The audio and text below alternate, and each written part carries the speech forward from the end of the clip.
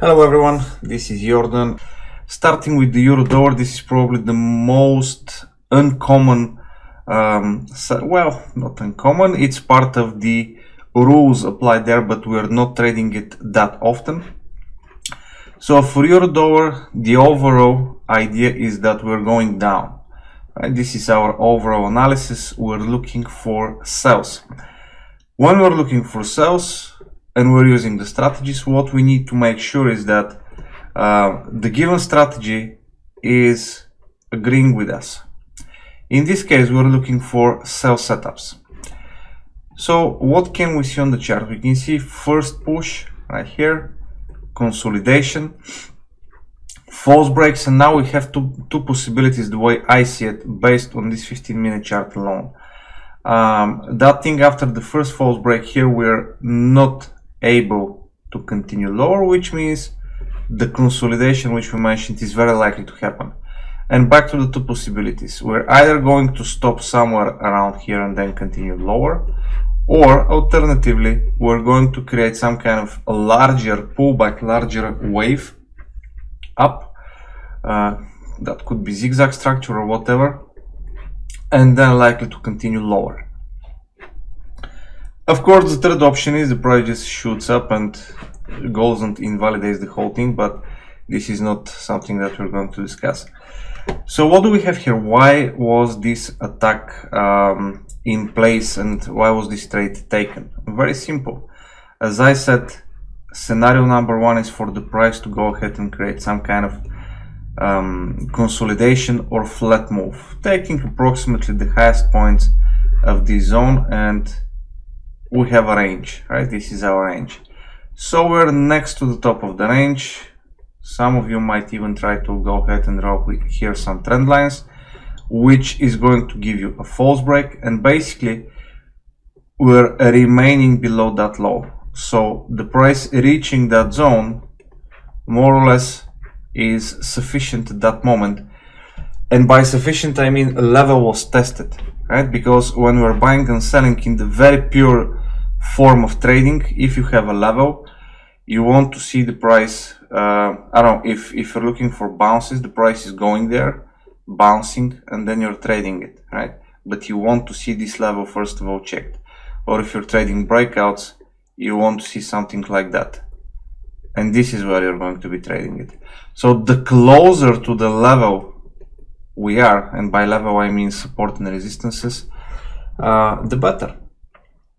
So in this case, what we're waiting for is for the price to go ahead and reach the top of this potential zone. In this case, false break of a trend line, inner trend line of some sort here. Oops. And now this is the interesting part. Look what's happening here. Price is creating a low, okay, just like here. And then instead of creating a new high, we're actually breaking the low that was previously formed. In other words, you have a trend, microscopic trend, we might call it, right? This move right here. And you have like highs and lows, highs and lows, highs and lows. And at some point, the price is doing a low, and you would be expecting a new high if the trend is going to be continuing, but it fails to do so. That could be false break, that could be double top, that could be lower high, as we have in this specific scenario, right? This low, this high again is slightly lower than the previous high.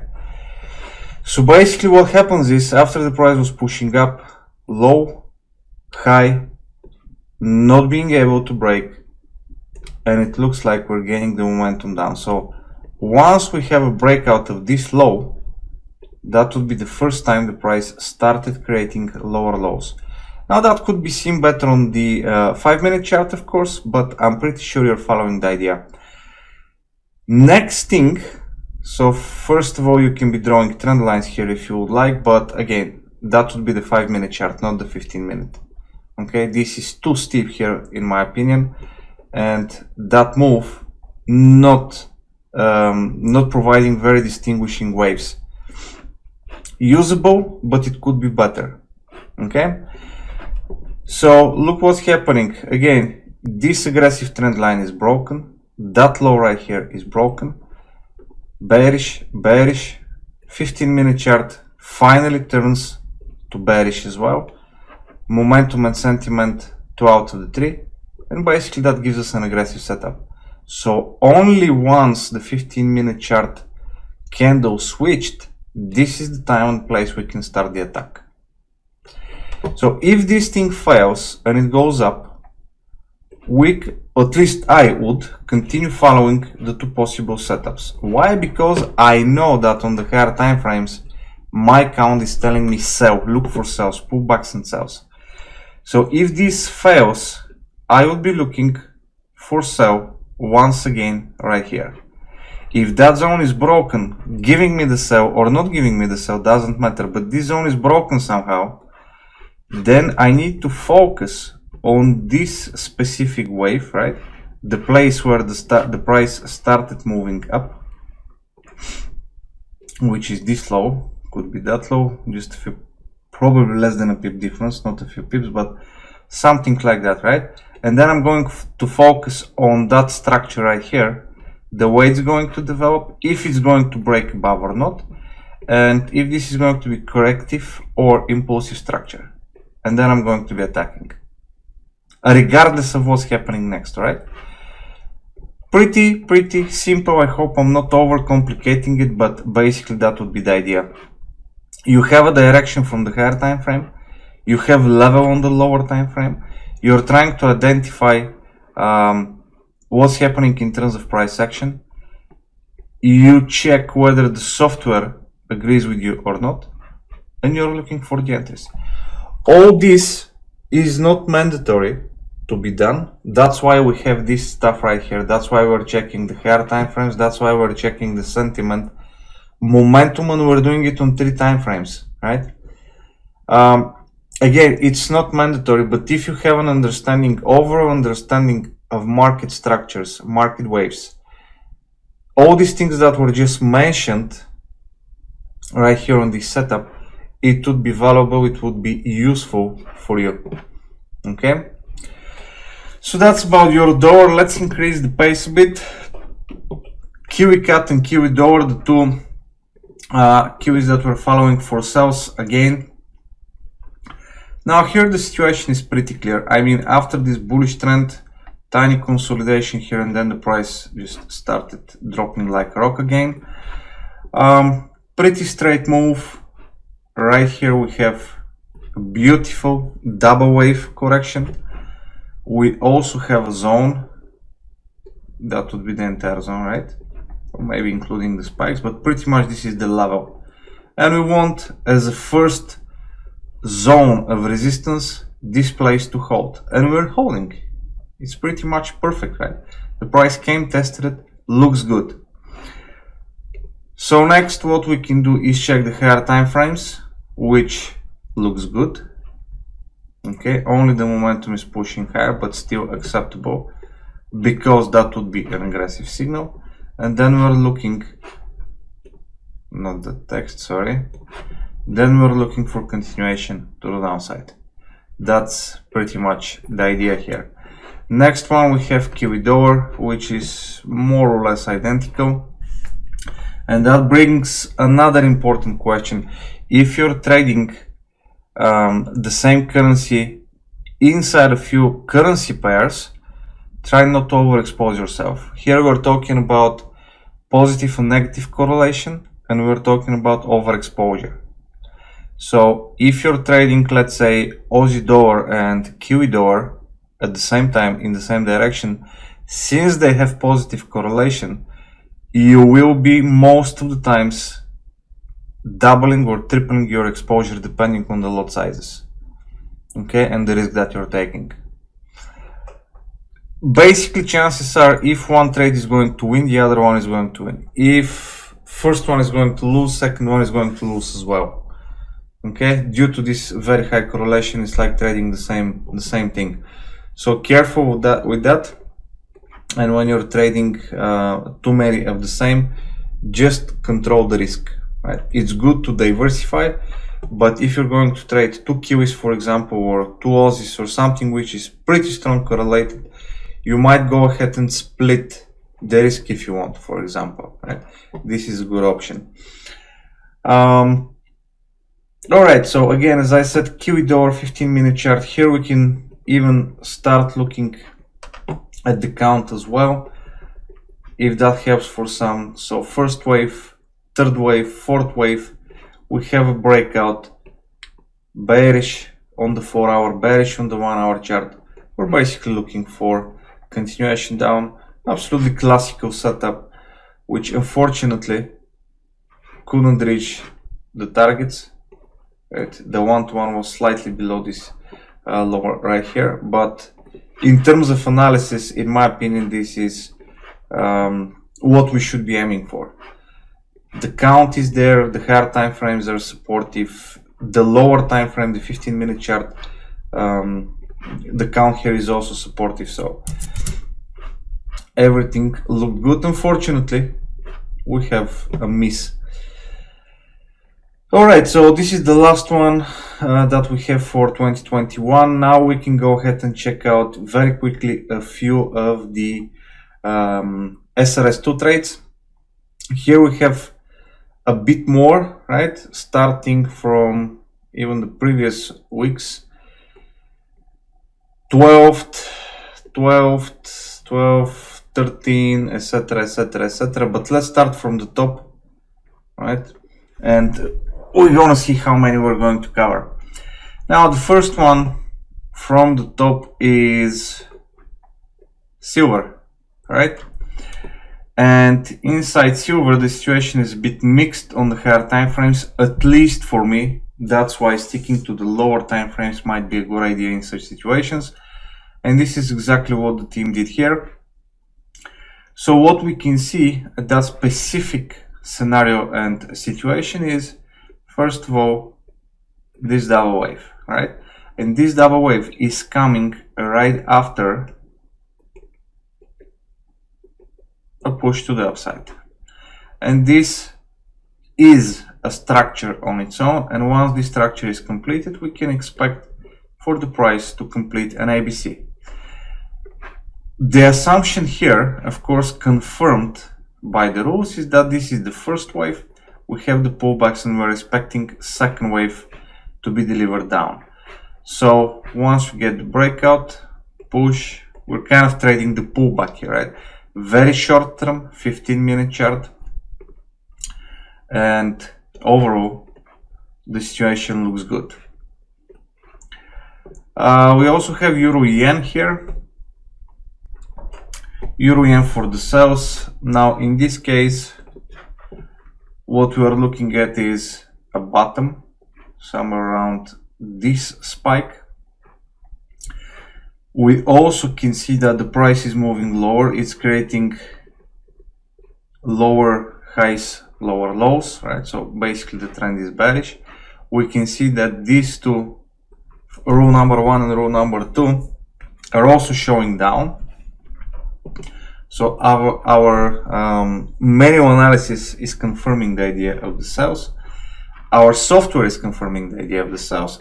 And then what we need to find is an entry setup. Now the first setup that we might be looking for is these two waves, but that would be too steep, at least for me.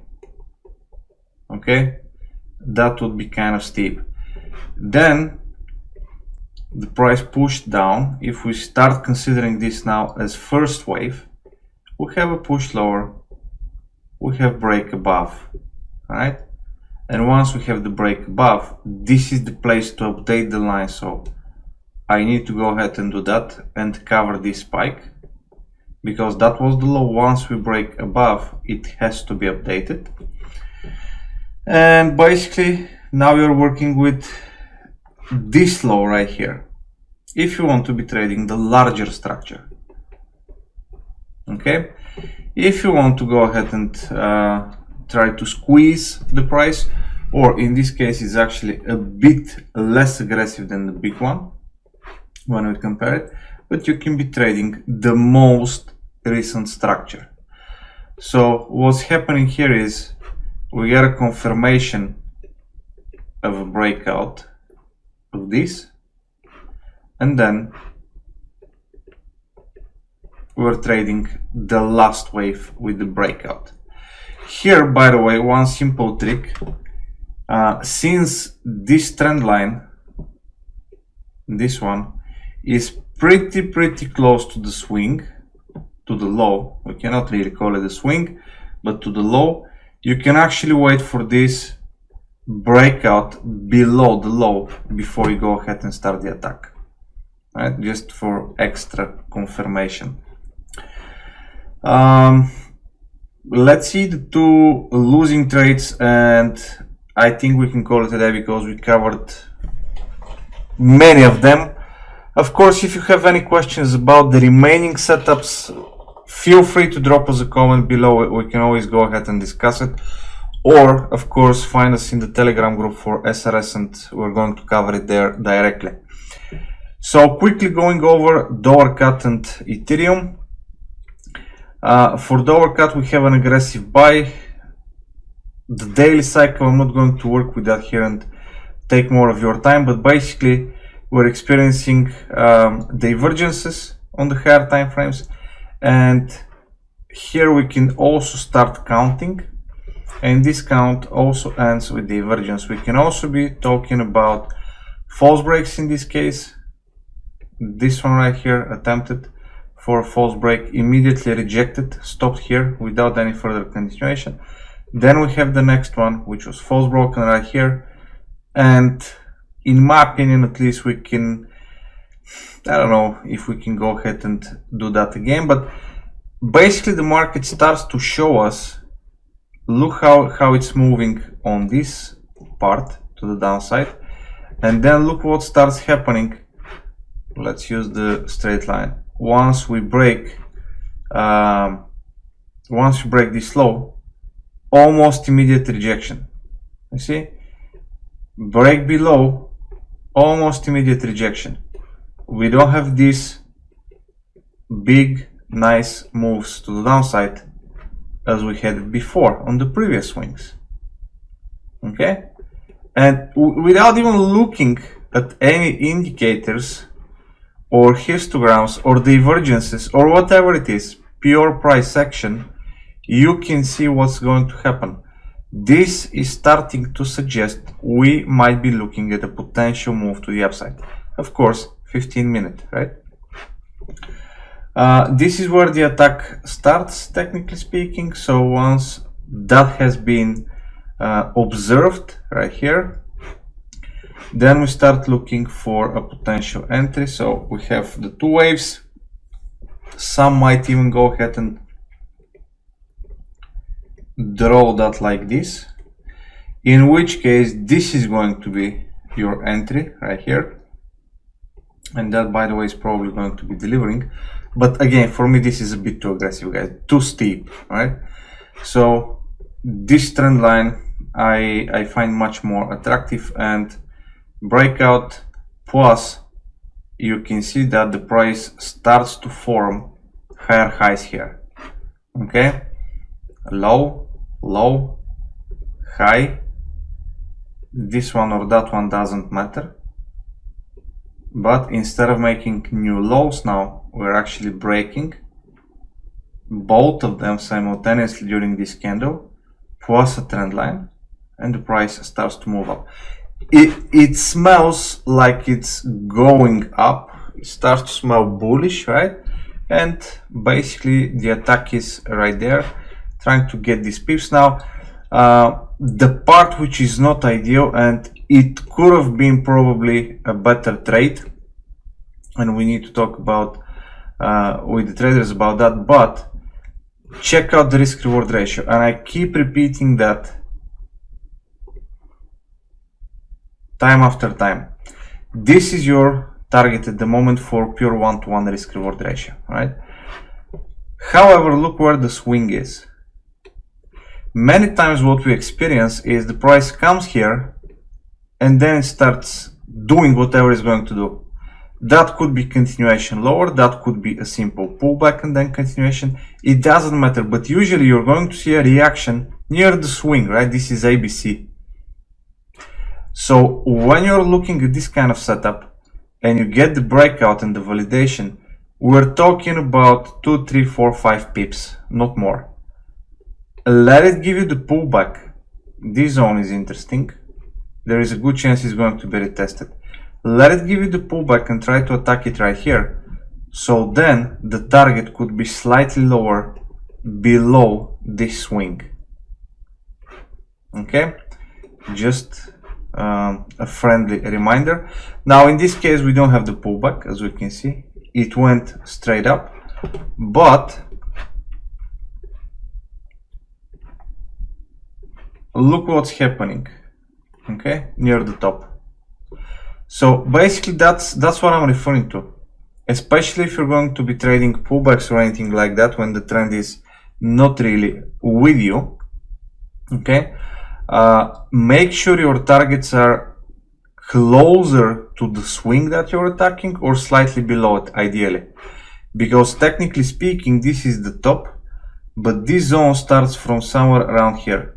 Look at this spike, look at where the price closed here, look at this spike, and then you have all these candles right here.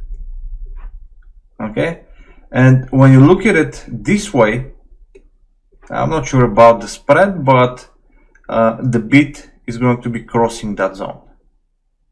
Okay, it even actually went a bit higher, but that's the idea. The lower you go, so let's say this is your resistance zone and you're buying, right? If this is the actual resistance zone and it's clear resistance zone, it's not like some huge zone that the price might be penetrating, but it's a tiny one, 5-10 pips. Try to aim for a target which is slightly below it, right? I don't care what someone might be saying about the risk reward ratio and going negative, etc., etc. I prefer to take 0.7 at the end when it comes to collecting the profit rather than lose a trade. Okay, especially if I'm going counter the trend that is happening on the current time frame or higher time frames, or I'm trading the pullback on the higher time frame, right? Especially in such situations, it's much better to get the money as quick as possible, or at least move the stop loss when you see something against. In this case, I don't see anything against, to be honest, against.